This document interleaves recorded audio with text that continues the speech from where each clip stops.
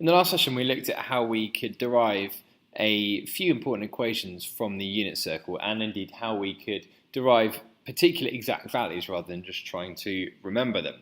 And we ended up with a few equations. One of them here was that x squared plus y squared equals 1. So this was, in this context here, if we've got a point B with an x coordinate and a y coordinate, we knew that if we had a right angle triangle, since the radius was 1, we could see that x squared plus y squared equals 1. And we also looked at how we could derive and show that for any point on the unit circle, the x coordinate would be cos theta, the y coordinate would be sine theta, and therefore we could generate this expression here in terms of theta, so we could have cos squared theta plus sine squared theta equals 1. So just to remind you, the unit circle then has its centre at the origin and a radius of length 1. And we always started from 1, 0 or the 3 o'clock position and went counterclockwise. And for any point on the circumference, the x-coordinate was cos theta and the y-coordinate was sine theta. We looked at how we could derive these exact values using for 30 and 60 degrees, starting off with an equilateral triangle and bisecting that into one right-angled triangle. And for 45 degrees, we looked at how we could use an isosceles triangle to derive those. So if you need to remind yourself of how to do that, have a look at the previous video. We ended up looking at how we could extend our knowledge of the unit circle in the first quadrant to other areas of the unit circle, in particular looking at how, for instance, here, the value of sine, which would be root 3 over t, given that it's the y-coordinate, could be reflected in the y-axis so that this angle here, which would be 120, the value of sine 120 would be the value of sine 60, and we generalized that where we said that for supplementary angles, alpha and beta, so here alpha would be 60 degrees and beta would be 120 degrees. Sine alpha is the same as sine beta, like we just said. Sine 60 equals sine 120. And cos alpha equals negative cos beta. So what that's saying is that here cos 60 is giving us a value of a half. Cos 120 would be the same value, a half, but negative, because we can see that the x value is actually going to be reflected. So it's the same size but different sign. And we generalized with these rules here. So we can extend it even more broadly in all 4 quadrants here. So we've got some point here. If we've got these coordinates, however we've got them, whether they're exact values or we've used our calculator, if we reflect this point in the y-axis, we can see that the y value will be the same, the x value will be the same size but the different sign. If we then take this value and reflect it in the 3rd quadrant, we can see again our x coordinate is going to be negative, but now we're also reflecting in the x-axis, so the y value will also be negative. And similarly, we can reflect it in the 4th quadrant. Again, here the x value will be the same size but different sign, and the y value would stay the same. So, generally, we can look at these in terms of cosine being here positive and sine being positive. And here, the cosine is negative, the sine is positive. Here, both values are negative. Here, cosine is positive and the sine is negative. That's what we're saying here. We can also remember that tan theta can be defined as sine theta over cos theta. So where we're dividing two positives, the tan in this quadrant will be positive. Where we're dividing a positive by a negative, the tan will be negative in this quadrant. Where we're dividing a negative by a negative, the tan will be positive in this quadrant. And when we're dividing a negative by a positive, the tan will be negative in this quadrant as well. So we can use this acronym to help us remember it. So if we start in the bottom right hand corner, the acronym is CAST. So here we are using the letter to talk about the positive functions. So if we start on the bottom right with CAST, the C stands for cos because only cos is positive. In the top right, A is for all are positive. Top left, We've got S for sine, so sine is the only function that's positive, and then bottom left, T is for tan, only tan is positive. So let's have a look at some questions here.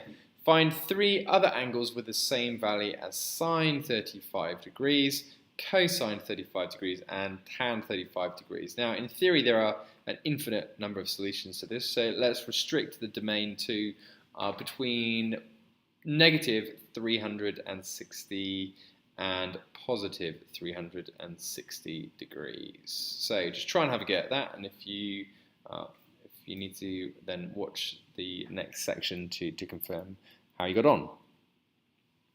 So for part A, sine 35. So sine 35, we can sketch it on the unit circle, and we know that we'll have some value here, y, representing that. Straight away, we can do 180 minus 35, and that gives us 145. This must have the same y value, so therefore the sine of 145 is the same as sine 35. The domain we said was negative 360 to 360, so we could also start here and go this way round. So we'd have here 180 plus 35. So, but if we're starting this way and going clockwise, then our values are negative. So this one here would be negative 215, and similarly, if we went all the way around, this one would be negative 325. So the values between negative 360 and 360, which have the same value as sine 35, we're not actually asked to find out that value. We just need to find 3 other angles with the same value, are going to be sine 145, sine negative 215, and sine negative 325. Part B, the cosine of 35. So again, sketch it. We're going to mark on 35, and the cosine here we're looking at is going to be the x value. So we're interested to find 3 other values with the same cosine. So if we start here, we need to go all the way around until we get to here. So this angle is going to be 35, so we can do 360 minus 35, which gives us 325. Similarly, because we're looking for values between negative 360 and 360, we could start here and go counterclockwise. So if we went counterclockwise, we should be able to see that this point here also has the same x-coordinate, and because we've reflected it, we know this angle will be negative 35. And similarly, we could get all the way around here, and this would be 360 minus 35, which would be 325, but because we've gone counterclockwise, it's negative. So the 3 angles with the same values cosine 35 are cos 325, cos negative 35, cos negative 325. For C, there are going to be a few values. The only other one which is going to be positive is going to be 180 degrees further on from here. So where the x and y are the same value but the different signs, but because they're both negative, they'll cancel out to give a positive value overall. Similarly, if we started in the bottom, if we started here and went counterclockwise, then we would say that this would be negative 145, so 180 minus, well, negative 180 plus 35 in this instance would give us negative 145, and similarly here negative 325. And these generally are the rules that we looked at last time. Okay, next one. Given that sin 50 degrees equals 0.766 to 3 significant figures, how can we find the values of cos 50, cos 130, sine 230, and cos negative 50? So for this, you're going to have to draw the unit circle and use use your answers as you go along and reflect them to kind of build up your models as you go through the question.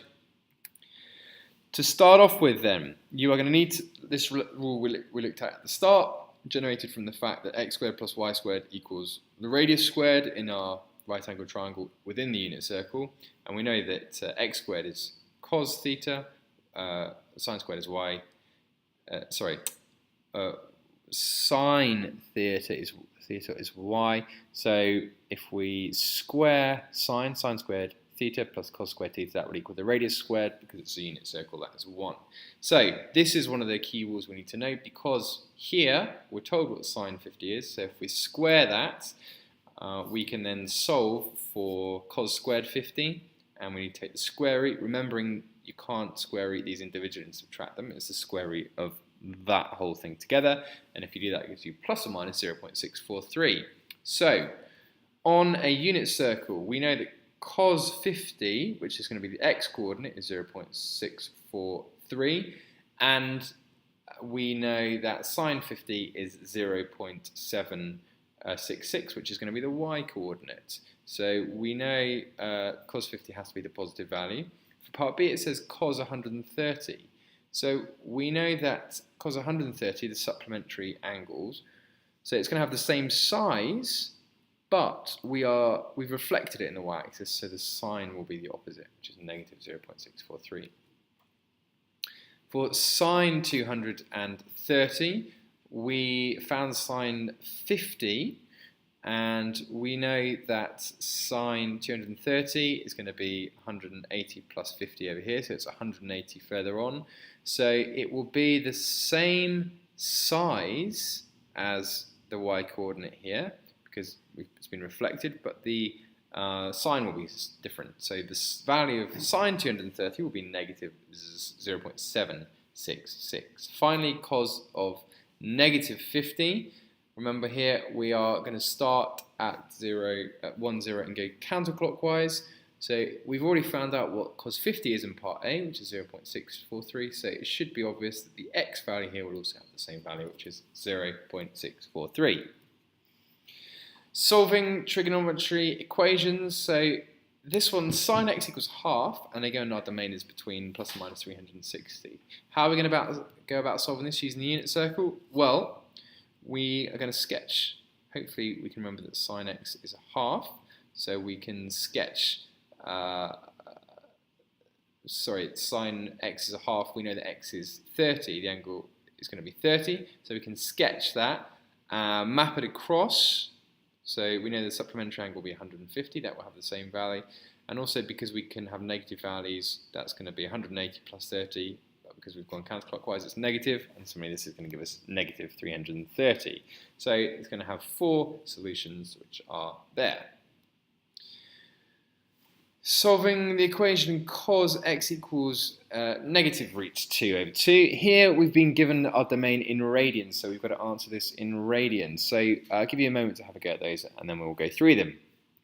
So for this question, we know that cos x equals negative root 2 over 2, so we are going to be looking here at cos of 45 or pi by 4, but because it's negative, it's going to be in this quadrant. So if this was 45, this is going to be 90 plus 45, or 180 minus 45. Or in this instance, because we're looking at radians, this is pi, and this is going to be pi by 4, so that gives us 3 pi by 4. So this value here is going to be 3 pi by 4. So again, if we said this angle here is 45, or pi by 4, we're adding it on, so this one will be pi plus pi by 4, which is 5 pi by 4. Similarly, if we start here, this value is going to be negative 3 pi by 4, and this one is going to be negative 5 pi by 4. So those are going to be our solutions for x.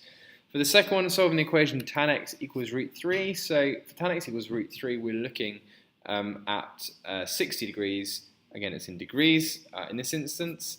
So 60 degrees, solve the equation for values between 0 and 720. We know there's going to be another solution 180 degrees further on, but we're actually doing 2 revolutions here. So you just need to add 360 to each of these to generate the remaining solutions. Final couple of questions here then, a little bit trickier. Give you a moment to try and have a look at them, and then again we'll go through them.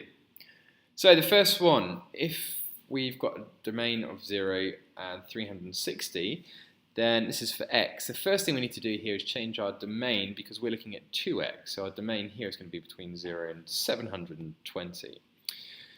Again, root 2 over 2, we know here we're looking at, in degrees, it's going to be 45 degrees. So where between 0 and 720 are we going to have that? Well, 45 degrees. For solving for sine, the same value is going to be the supplementary angle, so 180 minus 45 gives us 135 degrees. And again, add 360 to both of those because we are having 2 revolutions. So if we solve that, we'll find that 2x is equal to 45 degrees, 135 degrees, 405 degrees, and 495 degrees.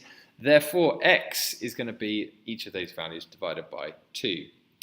For the pièce de la résistance here in the last part, this is particularly challenging. So let's have a look, see how you get on with that. We have got a quadratic equation in sine, and moreover, the angles here are in radians. So this is our quadratic expression, which hopefully you can see you can factorize into 2 sine x minus 1 and sine x plus 3. Just try substituting this for y and then factorizing it, and you should be able to get here if you can't see how we've got this straight away. So that enables us to say that either this equals 0, in which case sine x equals a half, or this equals 0, in which case sine x equals negative 3. Now, if you think about it, the lowest value we can have for sine x is negative 1. So straight away we can dismiss this second value here and look at values of sine x equals a half. So what angle, the sine of what angle gives us a half for values between 0 and 2 pi? That is going to be 30 degrees, or pi by 6. We are asked then also for values between 0 and 2 pi, so the supplementary angle is going to be 5 pi by 6. And that is how you solve that. So well done if you got to go through that question.